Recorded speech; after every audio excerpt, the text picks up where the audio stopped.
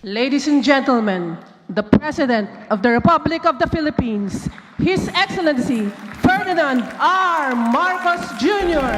Sa loob ng 1 oras at 26 na minuto, inihatid ni Pangulong Marcos Jr. ang kanyang ikalimang State of the Nation Address.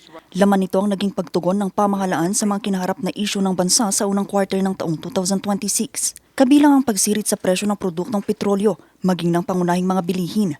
Dito ay binida niya ang programa gaya ng AEX. Dito higit 1 bilyong mga tsoper ang nakinabang. 10 pisong subsidy para sa mga pampasaherong jeep at UV Express. Nariyan din ang tupad, tuloy pasada, kung saan nagkaroon ng dagdag na kita ang mga tsuper na pampasada. Sa mga programang ito pa lang, milyong-milyong Pilipino, driver man o pasahero, ang nakaramdam ng kaunting ginhawa sa kanilang mga biyahe araw-araw mula nang ito'y nailunsad. Bukod dito, sinabi nito magpapatuloy ang 20 pisong bigas meron na program.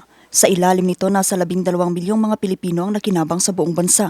Nasa 2 milyong mga magsasaka at mangingisda rin ang natulungan sa pagsirit ng presyo ng langis sa tulong ng Presidential Assistance to Farmers, Fisherfolks and Families. Ibinida rin ng Pangulong pagbaba ng terminal fee para sa mga magsasakang nag-aangkat ng kanilang mga produkto sa pamamagitan ng mga pier, airports at maging mga expressways. Sa panahon na lumiit ang kita dahil sa mataas ng mga presyo, mahigit 26,000 toneladang bigas ang binigay sa mahigit 2.2 milyong pamilya.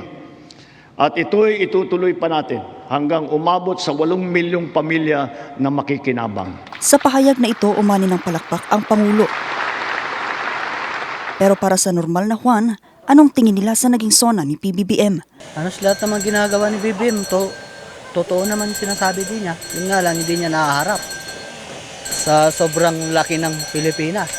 Di ba? Pero sa inyo, sir, nararamdaman niyo? Magaling naman si BBM sa amin. Sa akin, magaling siya. Yung mga kurakot, ubusin niya na nang matapos na. Kasi tingnan mo, ang dami-dami nilang kinurakot ay kung itinulong niya ng mahihirap.